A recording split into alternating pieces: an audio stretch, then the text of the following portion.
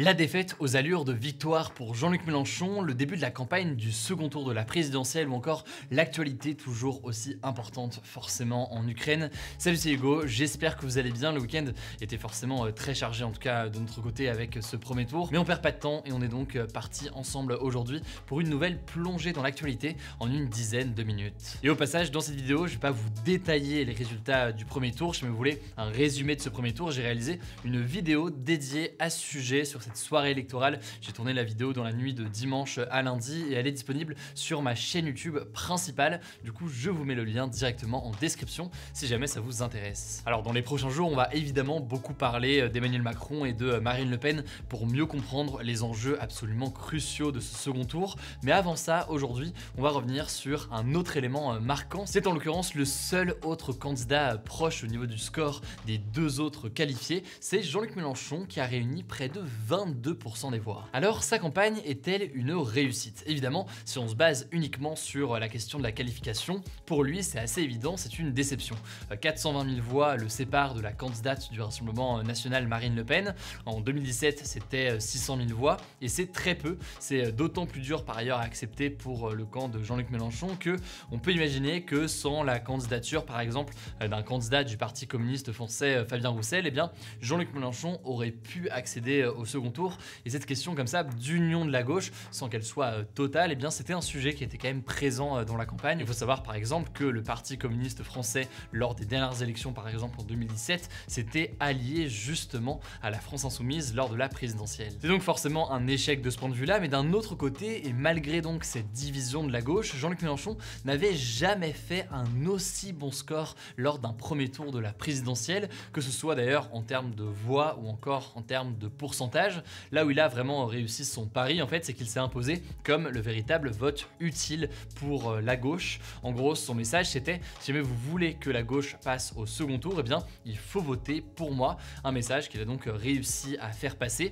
ce qui lui a permis de se retrouver aussi haut. Et d'ailleurs, l'espoir chez les soutiens de Jean-Luc Mélenchon s'est senti pendant une bonne partie de la nuit, puisque un certain nombre de ses soutiens s'étaient réunis devant le lieu où il était réuni pour cette soirée électorale. Il y avait en fait des centaines de personnes qui espéraient, au fil du décompte du ministère de l'Intérieur, une potentielle victoire de Jean-Luc Mélenchon, qui au final, donc vous l'avez compris, n'a pas réussi à dépasser Marine Le Pen, et ça s'est joué à cet écart que je viens de vous évoquer. Ce qui est sûr par contre, c'est qu'un score aussi élevé, même s'il ne l'emmène pas, donc vous l'avez compris, au second tour, lui permet par contre d'aborder les élections législatives avec pas mal de motivation et de confiance. On en parle assez peu puisque forcément les regards sont tournés sur la présidentielle aujourd'hui, mais les élections législatives, ça a lieu tout simplement au mois de juin, donc dans pas si longtemps que ça, pour élire donc les députés de l'Assemblée nationale. La France insoumise, donc le mouvement de Jean-Luc Mélenchon, a aujourd'hui 17 députés à l'Assemblée nationale, mais cet élan donc en faveur de Jean-Luc Mélenchon lors de cette campagne pourrait éventuellement se prolonger. Le numéro 2 d'ailleurs de la France insoumise, Adrien Quatennens, a déclaré ce lundi qu'il souhaitait, je cite, imposer une cohabitation à Emmanuel Macron, si c'est Emmanuel Macron en l'occurrence qui reste à l'Elysée. En gros, ça voudrait dire essayer de remporter les élections législatives pour avoir une majorité de députés de gauche à l'Assemblée nationale et forcer ainsi donc Emmanuel Macron à gouverner avec la gauche dans le cas, encore une fois, où Emmanuel Macron est réélu, puisque absolument rien n'est sûr. Et donc le parti de la France insoumise se projette déjà dans l'après et les élections législatives vont être assez intéressantes dans tous les cas à analyser, que ce soit pour ce parti comme pour d'autres. On aura l'occasion forcément d'analyser tout ça pour les autres partis aussi dans les prochains jours. Ce qui veut dire donc que c'est très probablement la dernière campagne présidentielle de Jean-Luc Mélenchon en tant que candidat, comme c'était pressenti ces derniers mois. Mais alors, que va-t-il se passer désormais? Et en fait, une grande inconnue de l'entre-deux tours, c'est le vote des électeurs de Jean-Luc Mélenchon, surtout vu comme ils sont nombreux aujourd'hui.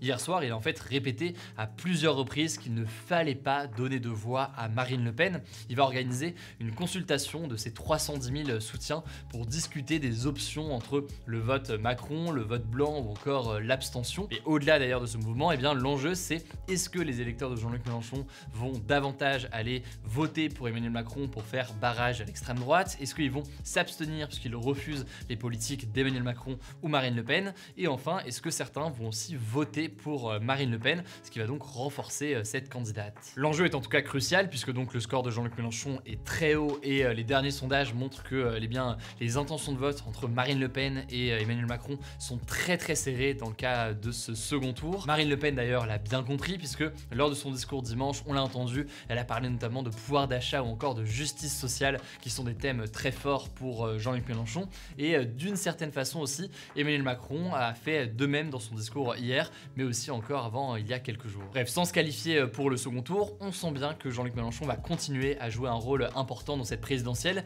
Ça me semblait en tout cas assez intéressant d'évoquer tout ça avec vous, en complément forcément des actus spéciales que j'ai déjà sorties sur les résultats, et je vous remets le lien de la vidéo YouTube directement en description. Et on continuera forcément dans les prochains jours et jusqu'au second tour à analyser tout ça et analyser ce second tour de l'élection présidentielle, notamment évidemment dans le cas d'Emmanuel Macron et de Marine Le Pen, puisqu'il y a forcément beaucoup de choses à dire. Alors on va continuer à parler quelques instants de l'élection présidentielle avec d'abord cette première information. Emmanuel Macron était ce lundi dans les Hauts-de-France, donc dans le nord de la France, pour son premier déplacement depuis le premier tour. L'objectif, il est très clair, essayer de reconquérir cette région où la candidate d'extrême droite Marine Le Pen est arrivée largement en tête. Le président candidat s'est notamment rendu dans la ville de Denain où Marine Le Pen dépasse 40% des voix sur place. C'est le début donc visiblement d'une longue série de déplacements pour le président français alors que le second tour est très loin d'être joué. De son côté, Marine Le Pen était ce lundi après-midi dans Lyon aux côtés d'agriculteurs notamment. Lyon où elle est là aussi arrivée en tête avec 31% des suffrages. Deuxième information que je voulais vous transmettre, plusieurs candidats qui ont récolté moins de 5% des voix ont lancé entre hier et aujourd'hui différents appels aux dons.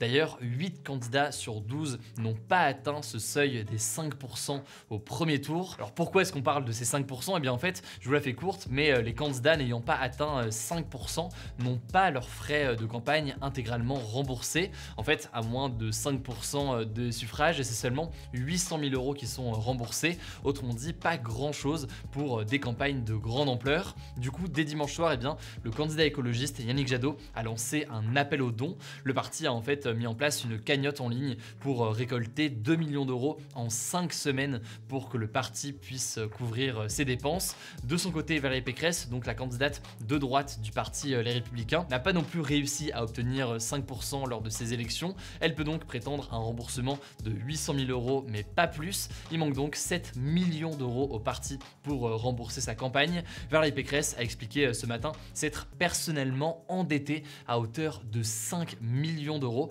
et appelle donc, je cite, à une aide d'urgence. On verra concrètement ce qu'il en est et si elle arrive à récolter cet argent. Enfin, troisième et dernière information présidentielle aujourd'hui que je voulais vous transmettre, qui me semblait d'ailleurs assez essentielle quand même à noter. Plusieurs personnes, visiblement plusieurs dizaines voire centaines de personnes en France et particulièrement à Marseille, Strasbourg ou encore en région parisienne, affirment avoir été radiés à tort des listes électorales et donc ils n'ont pas pu voter puisque eh bien, ils n'étaient pas inscrits.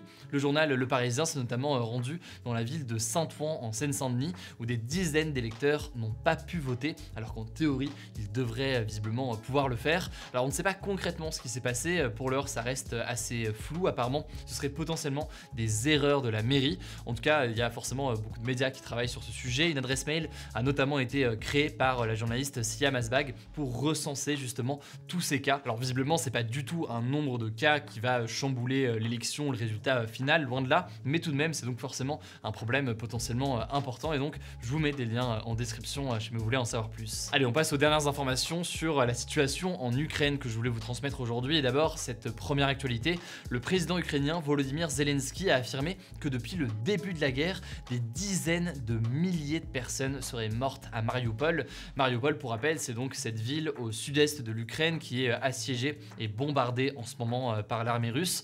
De son côté, l'armée ukrainienne dit se préparer à une ultime bataille à Mariupol car ses munitions s'épuisent face donc à ces assauts successifs venant de la Russie. Les soldats ukrainiens craignent donc d'être tués ou alors capturés par les soldats russes. On continuera évidemment de vous informer là-dessus, même si c'est dur d'avoir des informations sur la situation à Mariupol étant donné qu'il y a désormais très peu de journalistes sur place et une difficulté aussi pour les ONG d'accéder sur le terrain. Deuxième information sur l'Ukraine, le chef du gouvernement autrichien, donc en fait le chancelier autrichien Karl Nehammer, s'est rendu aujourd'hui à Moscou, donc en Russie. Il s'agit du premier dirigeant européen à le faire depuis le début de l'invasion russe en Ukraine.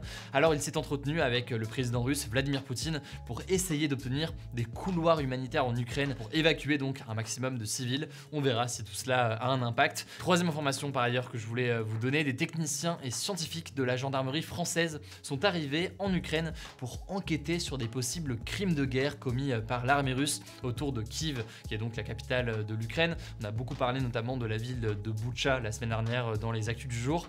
Ils vont notamment donc épauler leurs homologues ukrainiens pour enquêter sur ces potentiels crimes de guerre. Et enfin, dernière information que je voulais vous transmettre, les ministres des Affaires étrangères des pays de l'Union européenne ont discuté ce lundi d'une potentielle 6e vague de sanctions contre la Russie. Il faut savoir que Volodymyr Zelensky demande des sanctions beaucoup plus fortes et notamment l'arrêt des achats de pétrole et de gaz venant de Russie par les pays européens. Il a aussi demandé que les pays occidentaux fournissent des armes lourdes à l'Ukraine pour résister à l'offensive de la Russie. Mais le fait d'arrêter notamment d'acheter du gaz et du pétrole russe divise toujours énormément les 27 pays de l'Union européenne, notamment parce que certains pays comme l'Allemagne en sont encore très dépendants. Affaire à suivre donc là-dessus dans les prochains jours. Voilà donc pour ce nouveau résumé de l'actualité en moins de 10 minutes. Encore une fois, je le disais, pour voir le détail des résultats et de cette soirée électorale d'hier, je vous mets le lien de la vidéo YouTube directement en description qu'on a réalisée au cours de la nuit. Je crois que j'ai tout dit, prenez soin de vous, prenez soin de vos proches et on se dit à demain du coup pour une nouvelle vidéo.